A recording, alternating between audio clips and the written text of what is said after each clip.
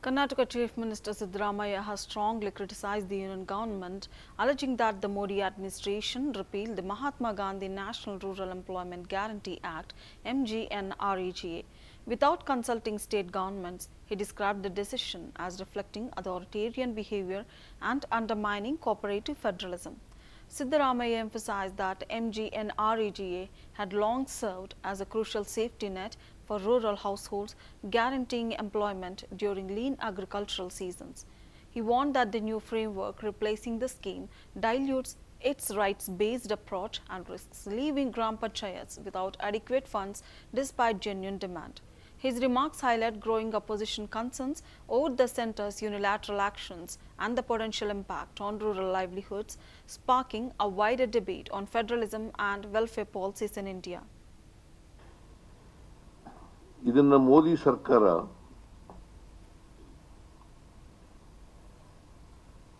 Repeal ಮಾಡೋದ್ರ ಮೂಲಕ, ಮನ್ರೇಗಾ ಕಾಯ್ದೆಯನ್ನು ರಿಪೀಲ್ ಮಾಡೋದ್ರ ಮೂಲಕ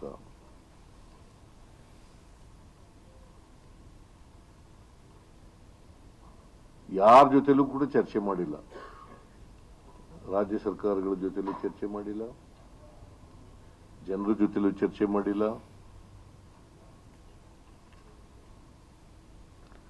ನಮ್ಮ ಅಭಿಪ್ರಾಯನೂ ಕೂಡ ಪಡೆದಿಲ್ಲ.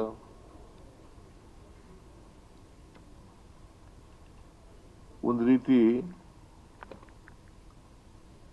ಸರ್ವಾಧಿಕಾರಿ ಧೋರಣೆಯನ್ನು ಪ್ರದರ್ಶನ ಮಾಡಿದ್ದಾರೆ.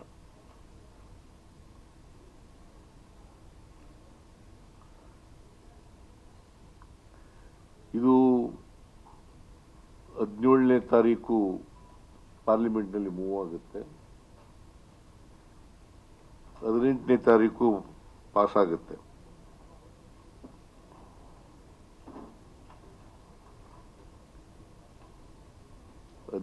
ತಾರೀಕು ಮೂವ್ ಆಗಿ, ಡಿಸೆಂಬರ್ 17ನೇ ತಾರೀಕು ಮೂವ್ ಆಗಿ, ಬಿಲ್ಲು ಮೂವ್ ಆಗಿ 18ನೇ ತಾರೀಕು ಕಾಯ್ದೆ ಆಗ್ಬಿಡ್ತದೆ.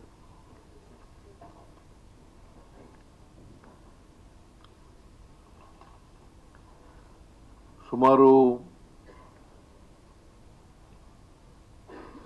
12 ಕೋಟಿ 16 ಲಕ್ಷ ಇಡೀ ದೇಶದಲ್ಲಿ 12 ಕೋಟಿ 16 ಲಕ್ಷ ಕಾರ್ಮಿಕರಿದ್ದಾರೆ ದೇಶದಲ್ಲಿ. ಅದರಲ್ಲಿ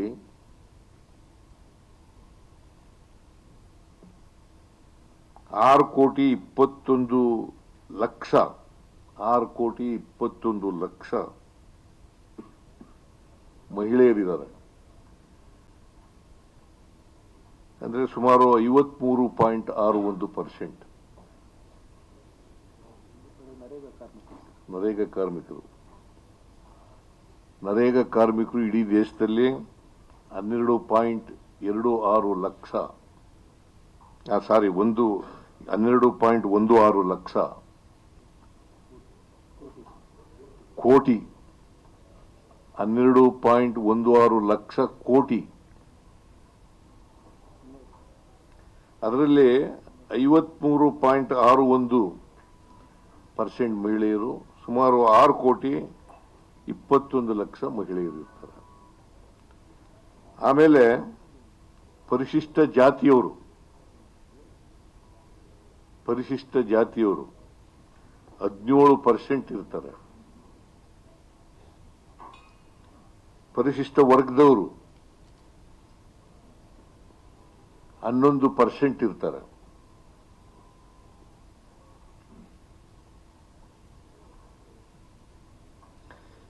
ಇದು ದೇಶದ್ದು ಅಂಕಿಅಂಶಗಳು.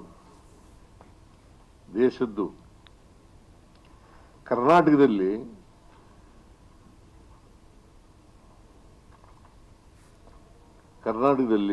71.18 ಲಕ್ಷ ಕೋಟಿ, ಆಮೇಲೆ ಲಕ್ಷ 71.18 ಲಕ್ಷ ಕೋಟಿ ಅಲ್ಲ, ಲಕ್ಷ 71.18 ಲಕ್ಷ ಆಕ್ಟಿವ್ ನರೇಗಾ ಕಾರ್ಮಿಕರಿದ್ದಾರೆ ಕರ್ನಾಟಕದಲ್ಲಿ.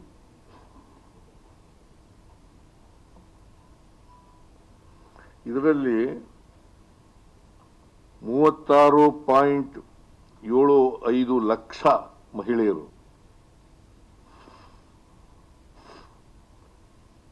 36.75 ಲಕ್ಷ ಮಹಿಳೆಯರು